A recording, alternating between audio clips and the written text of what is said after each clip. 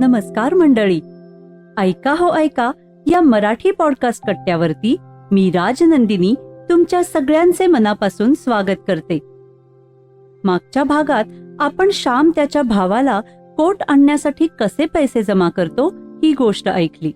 आजच्या भागात आपण श्यामची आई लाडघरच्या देवीला केलेला नवस कसा पूर्ण करते ही कथा ऐकणार आहोत. रात्र 31वी.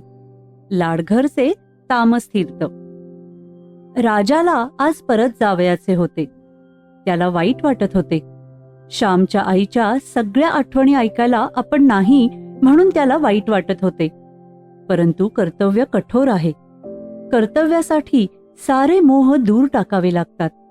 चांगल्या गोष्टींचे मोह दूर ठेवावे लागतात. मोह वाईट गोष्टींचेच असतात असे नाही, तर चांगल्या गोष्टींचेही असतात. श्याम, आता आपण परत केव्हा भेटू? तुझी रसाळ वाणी पुन्हा केव्हा ऐकायला मिळेल? श्याम, तू ज्या आठवणी सांगतोस त्या असतात साध्या, परंतु त्यातून सुंदर धर्म दाखवून देतोस तू. कृष्णाच्या लहानशा तोंडात यशोदेला विश्व दिसले, तसे तुझ्या या लहान गोष्टीत धर्माचे व संस्कृतीचे विशाल दर्शन होते. श्याम, काल मी रामजवळ म्हटले की हा धर्मरूपाने गोष्टी सांगत आहेस. रोजच्या आपल्या साध्या जीवनात आणि हृदयात किती आनंद आपणास ओतता येईल हे तू दाखवत आहेस, नाही का? या आयुष्याच्या मार्गावर सुखाला व संपत्तीला तोटा नाही. बहीण भावांचे प्रेम, गुराढोरांचे प्रेम, पशुपक्ष्यांचे प्रेम या सर्वांमुळे जीवन समृद्ध, सुंदर व श्रीमंत करता येते. श्याम, तुझ्या आठवणी ऐकता ऐकता मला कितीदा रडू आले. त्या रात्री तू प्रेमाचे वर्णन करीत होतास, ज्या वेळेस मला गहीवरून आले होते. श्याम, आता केव्हा असे ऐकायला सापडेल? तू जणू श्याम सुंदर कृष्णाची मूर्ती आहेस, नाही का? राजा, अतिशयोक्ती करण्याची तुला सवयच आहे. तुझे माझ्यावर प्रेम आहे म्हणून तुला सारे सारे चांगलेच दिसते. माझ्यात एकच गुण आहे, तो म्हणजे कळकळ.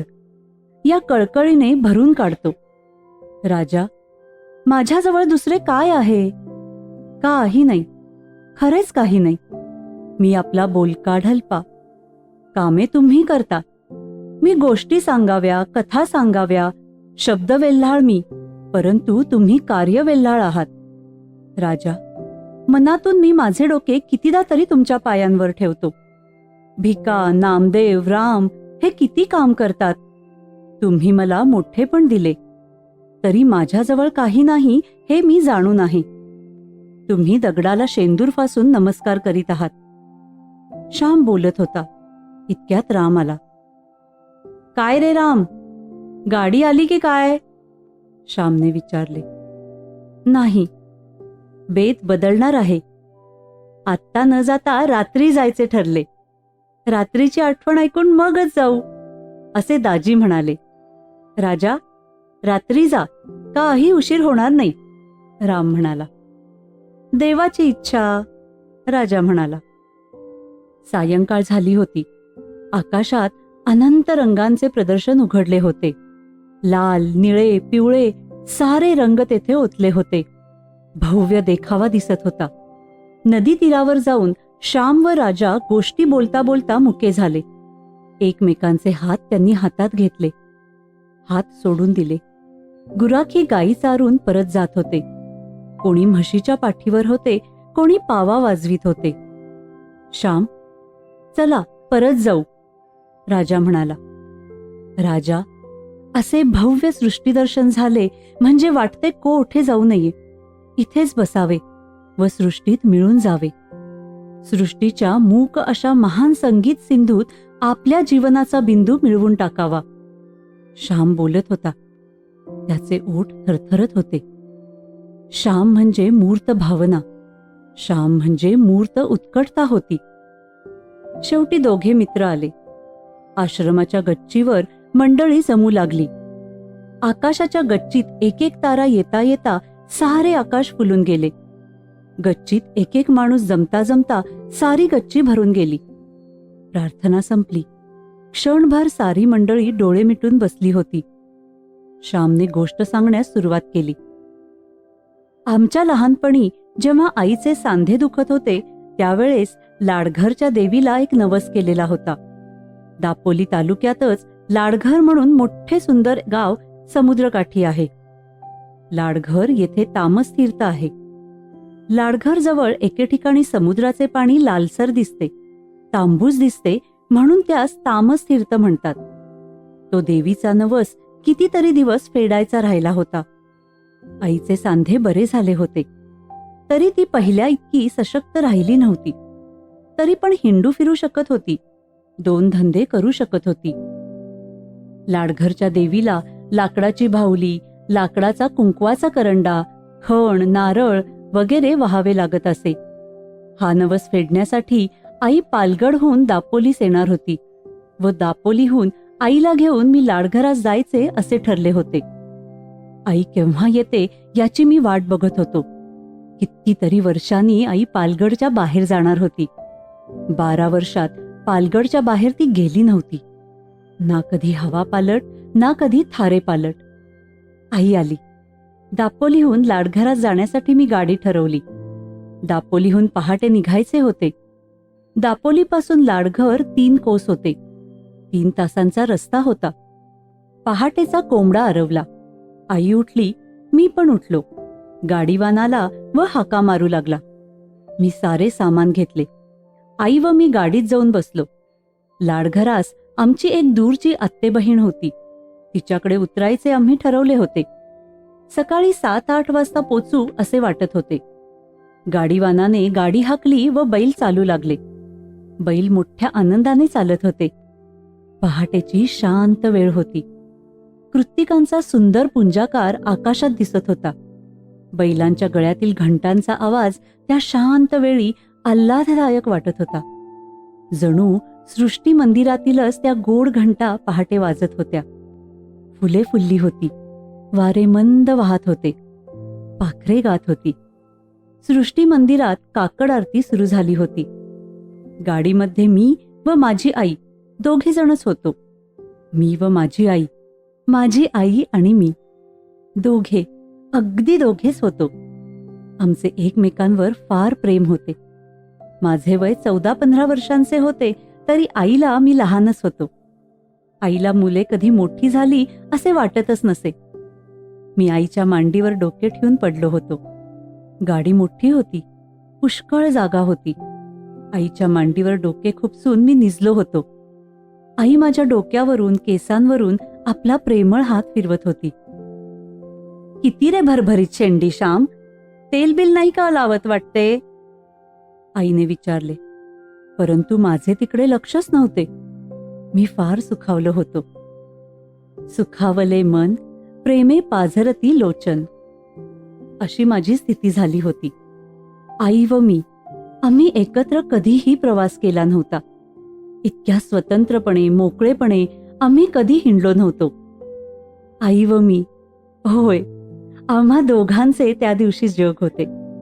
माझ्या मनात अनेक सुखस्वप्ने खेळत होती. मी मोठा होईन, शिकेन. माझ्या आईला मी काही कमी पडू देणार नाही. तिला सुखाच्या स्वर्गात ठेवीन, वगैरे मनोरथ मी मनात मांडित होतो. मनोरथाचे मनोरे रचायचे व पाडायचे, हा मनाचा चंचल स्वभावच.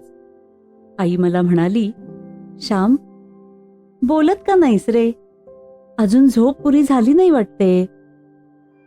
आई, तुझ्या मांडीवर मुकेपणाने मी निजावे व तू प्रेमळपणे माझ्याकडे बघावेस. माझ्या अंगावरून हात फिरवावास, याहून दुसरे काही नको मला. आई मला थोपट. आई, तुझ्याजवळ नेहमी लहान मूल व्हावे असेच मला वाटते. थोपट मला, ओव्या म्हण. माझे शब्द ऐकून आई खरोखरीच मला थोपटू लागली व ओव्या म्हणू लागली. रानातील पाखरे किलबिल करू लागली होती. दापोली ते लाडघर दुतर्फा घनदाट जंगल आहे. रस्त्यात सूर्याचा प्रकाशही येऊ शकत नाही. एके ठिकाणी डोंगरातून धो धो पाणी रस्त्यावर पडत आहे. तो देखावा भव्य व मूक करणारा आहे. काजू, आंबे, फणस, वड, पायरी, करंज यांची झाडे दुतर्फा आहेत. या झाडावरून नाना प्रकारचे पक्षी हिंडू फिरू लागले, गाऊ लागले. सृष्टी जागृत होऊ पाहत होती, परंतु मी माझ्या आईच्या मांडीवर निजू पाहत होतो. झोप येत नव्हती तरी डोळे मिटून पडलो होतो. जगाची उठायची वेळ, परंतु माझी माता मला निजवत होती. आईने ओव्या म्हणता म्हणता पुढील ओवी म्हटली. कधी कधी माझी आई स्वतःही ओव्या करून म्हणत असे. याचा मला त्यापूर्वी अनुभव आला होता. या वेळेसही तोच अनुभव आला. घनदाट या रानात धो धो स्वच्छ वाहे पाणी, माझ्या श्यामच्या जीवनी देव राहो. आई अशी ओवी म्हणताच मी खाडकन उठून बसलो. धो धो वाहणाऱ्या पाण्याला पाहायला मी उठून बसलो. आईने विचारले, का रे उठलास? कंटाळलास वाटते. नीज हो, माझी मांडी दुखायची नाही. मी म्हटले, आई, श्यामच्या जीवनात तू देवाला बोलवीत आहेस, मग मी कसा निजू? देव येणे म्हणजे जागृती येणे. देव सर्वांना जागृती देतो. सूर्यनारायण सर्व जगाला चालना देतो, नाही का? दुरून समुद्राची गर्जना ऐकू येत होती. जंगल संपताच दूरचा उच्चंबळणारा सागर दिसू लागला. संसाराच्या जरा बाहेर जा की तिथे आनंद भेटेल. दुरून टुमदार व सुंदर लाडघर गाव दिसू लागले. आम्ही गावात शिरलो. ज्याच्या त्याच्या बागेत बैलरहाट सुरू होते. बागेचे शिंपणे चालले होते. रहाटाचा कुकू कुकू आवाज ऐकावयास येत होता. बैलांच्या पाठीमागून लहानशी शिमटी वाहत होती. पोफळी, नारळी, केळी, अननस यांना पाणी जात होते. प्रत्येकाचे घर व घराशेजारी प्रत्येकाचे केळी, पोफळीचे, नारळींचे आगर. मोठा, सुखी व सुंदर असा तो गाव होता.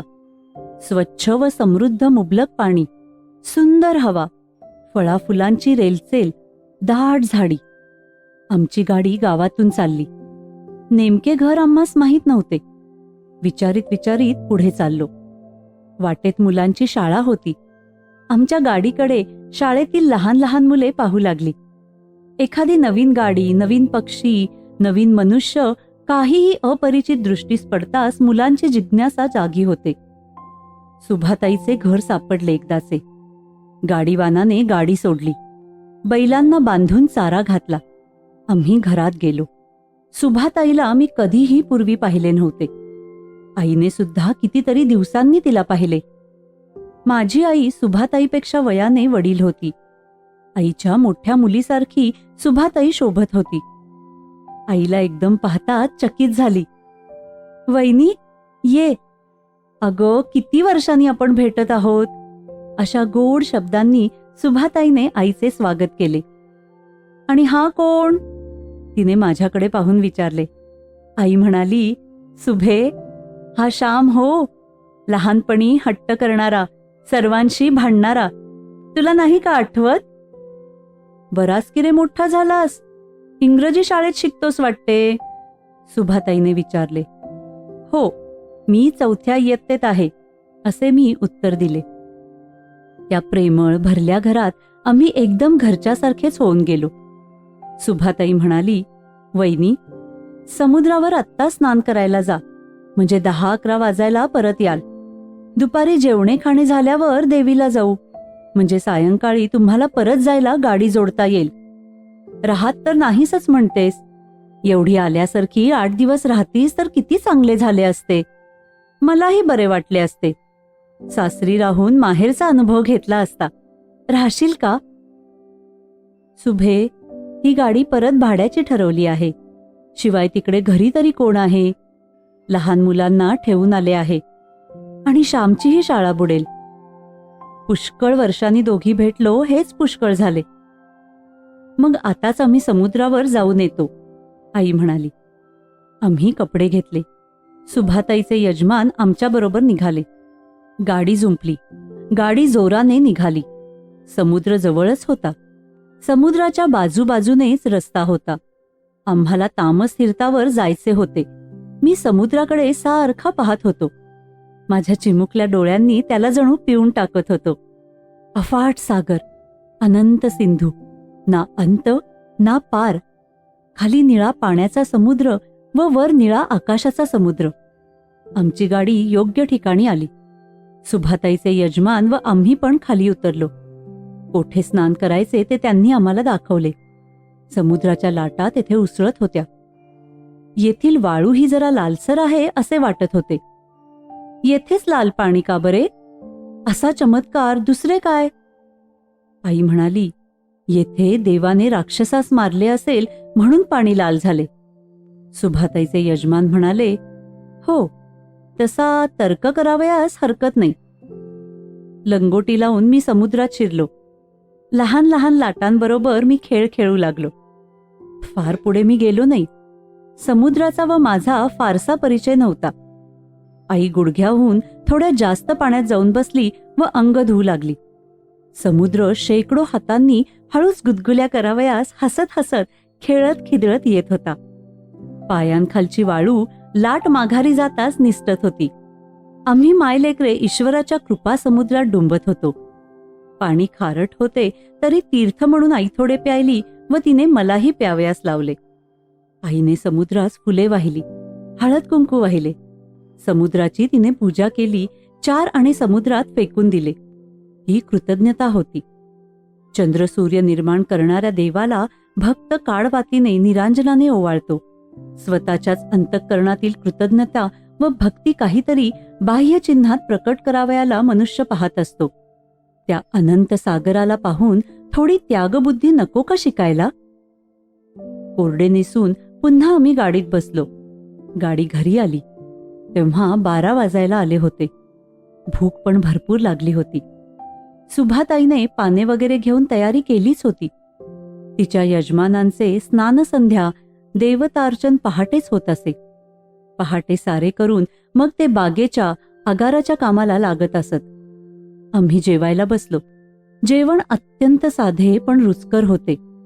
सुभाताईने तेवढ्यातल्या तेवढ्यात आमच्यासाठी खांडवी हे साधे पक्वान्न केले होते. नारळाचा आंगरस काढला होता. नारळाची चटणी होती. प्रत्येक पदार्थाला नारळाने रुची आली होती. वांगी व त्यात मुळ्याच्या शेंगा अशी भाजी होती. ती मोठी झकास झाली होती. घरचे लोणकडे तूप होते.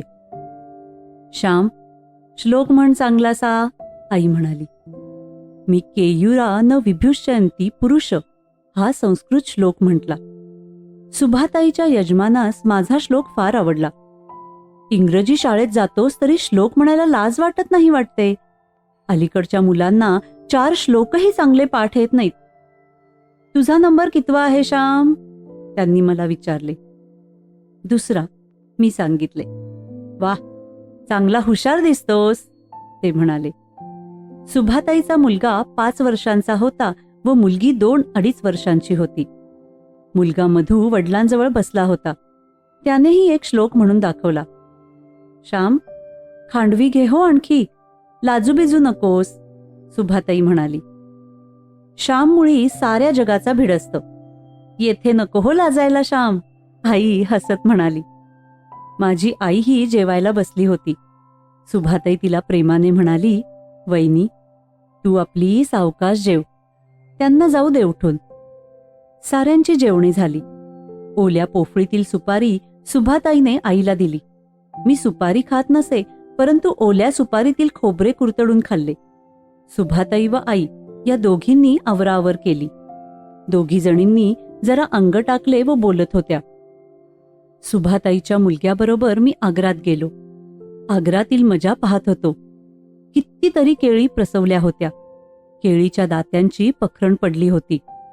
केळीच्या दात्यांची चटणी करतात, परंतु फार असले म्हणजे त्यांना कोण विचारतो. केळफुलाची एक एक पारी उघडत होती व केळ्याची फणी बाहेर पडत होती. पुरूचे झाड होते, त्यावर मी चढलो. पोपट बसले होते त्याच्यावर. एक सुंदर पेरू पोपटाने टोचला होता. आम्ही तो पाडला व खाल्ला. इतक्यात सुभाताईने हाक मारली म्हणून मी घरात गेलो व मधू पण पाठोपाठ धावत आला. श्याम, त्या पपनशींवरची 2-3 पपनसे तोडून आण. 2 येथे फोडू व 1 बरोबर घेऊन जाऊ. गाडीत खायला होतील, सुभाताईने सांगितले. कोठे आहे झाड? असे मी विचारताच, चल मी दाखवतो मामा, असे मधू म्हणाला व माझा हात धरून मला ओढू लागला. पपनशीच्या झाडावर पिवळी पिवळी नारळाच्या सुखडी एवढी पपनसे लटकली होती. आमच्या घरी लहानपणी पपनसे होती, परंतु तिला इतकी मोठी फळे येत नसत. मी झाडावर चढून 2-3 पपनसे पाडली. पपनसे घेऊन आम्ही घरात गेलो. मी अशी सूचना केली की रानात देवाला जायचे तेथेच पपनसे फोडावीत. रानात मज्जा येईल. परंतु सुभाताई म्हणाली, रानात आपण ओला नारळ व पोहे खाऊ, पपनसे येथेच फोडा. पपनसे फोडण्यात आली. गाडीवानालाही नेऊन दिल्या फोडी. फारच गोड होती पपनसे. देवीला जायची वेळ आली. मी गाडीवानास उठवले. सुभाताई व तिची मुले, मी व माझी आई सारे जण गाडीत मावलो. गाडी मोठीच होती. गावाबाहेर टेकडीच्या पायथ्यापाशी ती देवी होती.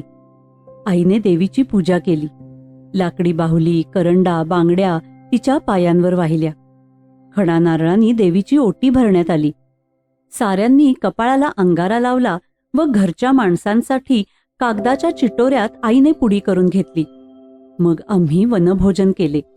नारळ, पोहे, गूळ. रानात गंमत वाटली. रानात नेहमी मजा वाटते. मनाला प्रसन्न व मोकळे वाटते. वनभोजने, तेथे घराच्या भिंती नसतात. विशाल सृष्टीच्या विशाल घरात आपण असतो. तेथे संकुचितपणा नाहीसा झालेला असतो. देवीच्या पाया पडून आम्ही घरी गेलो. आम्हाला आता परत दापोलीस जायचे होते. दापोलीहून रात्री बैलगाडीने आई परत पालगडला जाणार होती. आम्ही तयारी केली. मी सुभाताईला व तिच्या यजमानांना नमस्कार केला. तू दापोलीस जवळच आहेस, एखाद्या रविवारी यावे. घरी पालगडास इतके लांब जायचे तर येथे येत जा. ऐकलेस ना श्याम, सुभाताई म्हणाली. तिचे यजमान म्हणाले, श्याम येत जा रे, आम्ही काही परकी नाही. अरे गेल्या आल्याशिवाय ओळख तरी कशी होणार. ये हो. मी हो म्हटले. आम्ही देवाच्या पाया पडलो. देवांना सुपारी ठेवली. सुभाताईने पोफळे, 2 शहाळी, 1 मोहाचा नारळ घरी नेण्यासाठी बांधून दिले. पपनसेही 2 घेतली. सुभे येते हो, आई म्हणाली. आई निरोप मागू लागली. वैनी, आता पुन्हा ग केव्हा भेटशील, सुभाताई भरल्या मनाने म्हणाली. पालगड सोडून क्षणभर बाहेर पडले. जायचे तरी कोठे. येऊन जाऊन माझे 2 भाऊ पुण्या मुंबईकडे आहेत. त्यांच्याकडे गेले तर, परंतु त्यांचे संसार आहेत. त्यांना बहिणीची आठवण कोठे येत असेल एवढी. सुभे, गेली 5 वर्ष सारखा हिवताप लागला आहे पाठीस. ताप आला की पडावे अंथरुणावर. घाम येऊन ताप निघाला की उठावे कामाला. घरात तरी दुसरे कोण आहे. गरीबाला दुखणी येऊ नयेत हो, पापच ते. जिभेला चव मुळी कशी ती नसते. आल्याचा तुकडा व लिंबाची फोड घेऊन कसे तरी 2 घास घशाखाली ढकलायचे. असो, देवाची इच्छा. आपण माणसे तरी काय करणार. आला भोग भोगावा, आलेला दिवस दवडावा. हे सांगायचे तरी कोणाला, कोणाजवळ दुःख उगाळायचे. इतक्या वर्षांनी तू भेटलीस. तुझा प्रेमळ स्वभाव म्हणून बोलावेसे वाटले. माझ्या मुलीसारखीस तू. चंद्रीनी तू खेळत असतात. तुला न्हायला घातले आहे. तुला लहानपणी परकर शिवले आहेत. माझीच तू म्हणून बोलते. जरा दुःख हलके होते, बरे वाटते. जगात आपल्या दुःखाने दुसरा दुःखी होतो हे पाहून जरा बरे वाटते. पण मी कोणाजवळ बोलत नाही. एक देवाजवळ सांगावे, बोलावे असे म्हणताना आईच्या डोळ्यांना पाणी आले. सुभाताईनेही डोळ्यांना पदर लावला. वैनी, आमच्या मधूच्या मुंजीत ये हो आता. वैनी, श्याम वगैरे मोठे होतील, मग नाही हो ते काही कमी पडून देणार. मुले आपली चांगली आहेत, हीच देवाची देणगी, सुभाताई म्हणाली. आई म्हणाली, हो तेवढे सुख आहे. श्याम सुट्टीत घरी आला की माझे सारे काम करू लागतो. आणि शाळेतही हुशार आहे म्हणतात. देव करील ते खरे. बरं, येते हो. असे बोलल्यावर आईने सुभाताईंच्या मुलांच्या हातात 1-1 रुपया दिला. आणलेला खण सुभाताईला दिला. वैनी, रुपया कशाला, सुभाताई म्हणाली. राहू दे ग, मी आता पुन्हा त्यांना कधी भेटेन? सुभे, तुझी वहिनी आता श्रीमंत नाही हो. असू दे हो रुपया, असे म्हणून मुलांच्या पाठीवरून हात फिरवून आई निघाली. आम्ही गाडीत बसलो. माय लेकरे पुन्हा गाडीत बसली. गाडी निघाली. बैलांना परत घरी जायचे असल्यामुळे ते जलद जात होते. परंतु आता चढाव होता, येताना उतार होता. बैलांना हळूहळूच जाणे प्राप्त होते. गाव सुटला व गाडी नीट रस्त्याला लागली. सायंकाळ होत आली होती. सारा समुद्रच तामस्थिर झाला होता. फार सुंदर देखावा. सूर्य अस्तास जात होता. त्याच्याकडे डोळे पाहू शकत होते. तो आता लाल गोळा दिसत होता. समुद्र त्या दमल्या भागलेल्या सूर्याला सहस्त्र तरंगांनी स्नान घालायला उत्सुक होता. बुडाला.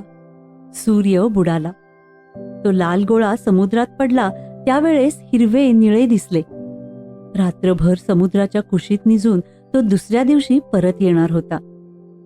दोन्हीकडे किर्र झाडी. मधून मधून आकाशात तारे दिसू लागले. रात्रीच्या वेळी जंगलातून जाण्यात फारच गंभीरता वाटते. रातकिडे ओरडत होते. दुरून समुद्राची गर्जना ऐकू येत होती.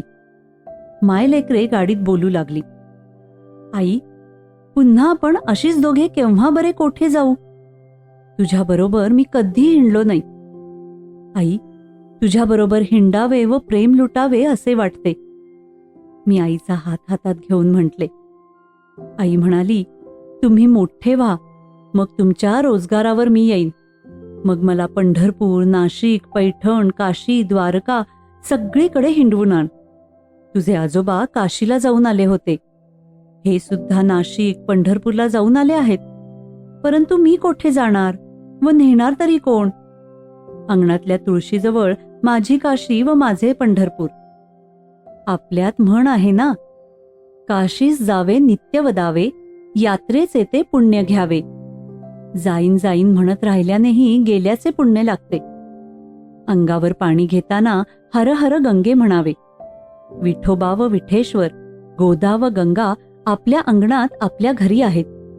गरिबासाठी ही सोय आहे. बाळ, आपण कोठे जायचे हिंडायला? सावकाराचे गुमास्ते तर सारखे घरी धरणे धरून बसतात. वाटते नको हे जिणे, पुरे हा संसार. कोठल्या यात्रा निबित्रा? अरे, ही संसार यात्रा हीच मोठी यात्रा हो. या यात्रेतूनच भरल्या हातांनी अब्रूनिशी मला डोळे मिटू दे म्हणजे झाले. डोंगरावर धोधो पडणारे पाणी, त्याच्याजवळ आम्ही आलो होतो. आईच्या डोळ्यातूनही शांत प्रवाह गालांवर घळघळत होता. त्या पवित्र गंगा यमुना मी माझ्या माथ्यावर घेतल्या. मी माझे तोंड आईच्या पदरात घुसवले. आई, तू मला हवी आहेस. आम्हाला तुझ्याशिवाय कोण? खरंच सांग ना, कोण? मी तुझ्यासाठी शिकतो. तू नाहीस तर कोणासाठी शिकायचे? कोणासाठी जगायचे? आई, तुला देव नाही हो नेणार, असे म्हणून मी तिला पकडून ठेवत होतो. देव करतो ते सारे बऱ्यासाठी. तुम्ही चांगले व्हा म्हणजे झाले, आई म्हणाली. आता गाडीत कोणी बोलत नव्हते. आईच्या मांडीवर भक्तिप्रेमाने, कृतज्ञतेने, सर्व कोमल भावनांनी उचंबळून मी माझे डोके ठेवले होते. मी थोड्या वेळाने पुन्हा आईला म्हटले, आई, तू लहानपणी एक गोष्ट सांगत असत. एका भिकाऱ्याचा मुलगा आपल्या झोळीतील 4 दाणे रस्त्यावर टाकी. सकाळी त्या दाण्यांचे सुंदर सोन्याचे पीस होई. आई, आपलेही तसेच सारे चांगले होईल नाही का? आपलेही दारिद्र्य जाईल, चांगले दिवस येतील. श्याम, देवाला काय अशक्य आहे? तो रात्रीचा दिवस करतो, विषाचे अमृत करतो. सुदाम्याला देवाने सोन्याची नगरी नाही का दिली? परंतु आपण आधी संसाराची माणसे, आपली कोठे तेवढी लायकी आहे? आई म्हणाली. आई, देवाची कृपा नेहमीच असते, होय ना? गरिबी आली, अपमान झाले, हाल अपेष्टा भोगाव्या लागल्या, तरी तीही कृपाच असते असे म्हणतात. ते खरे का ग? मी प्रश्न विचारला. बाळ, तुझ्या अडाणी आईला नाही रे हे काही समजत. देव जे जे करतो ते बऱ्यासाठी, एवढे मात्र मला माहिती आहे. मी तुला लहानपणी मारले, ते तुझ्या बऱ्यासाठी ना. मग माझ्याहून कितीतरी पटींनी देव दयाळू आहे. त्याच्यावर विश्वास ठेवावा. विषाचा पेला देवो, अमृताचा देवो, त्याच्यावर श्रद्धा असावी. आई जणू श्रद्धोपनिषदच गाऊन राहिली होती. एकदम माझे लक्ष समोर गेले. वाघ, मी घाबऱ्या घाबऱ्या म्हटले. काय ते तेजस्वी डोळे व भव्य भेसूर मुद्रा, काय ती ऐट. उजवीकडच्या जंगलातून डावीकडच्या जंगलात तो शिरला. रंगभूमीवर नट येतो व जातो तसेच त्याने केले. मायलेकरांच्या प्रेमाच्या गोष्टी ऐकायला का तो आला होता? देवाची करुणा पटवून द्यायला का तो आला होता? माझ्या आईवर पशुपक्षी प्रेम करत, गाईगुरे मांजरे प्रेम करत. मांजराची गोष्ट मी शेवटी सांगणार आहे. मांजर म्हणजे वाघाची मावशी. माझ्या आईवर मांजर प्रेम करी, मग वाघ का नाही करणार? तो माझ्या आईचे दर्शन घ्यायला आला होता. क्रूरपणा दूर ठेवून नम्रपणे वंदन करायला तो आला होता. हळूहळू दापोली गाव आले. दूरचे दिवे लुकलुक दिसू लागले. रात्री 9 वाजता आम्ही घरी येऊन पोचलो. आई त्या रात्री पालगडास गेली नाही, दुसऱ्या दिवशी गेली. मित्रांनो, तो दिवस व ती रात्र माझ्या जीवनात अमर झाली आहेत. त्यानंतर पुन्हा कधीही मी व माझी आई एकत्र कोठेच गेलो नाही. तो एकच दिवस, त्या एकाच दिवशी मी व माझी आई सृष्टी माऊलीच्या, समुद्र व वनराजी यांच्या सहवासात होतो.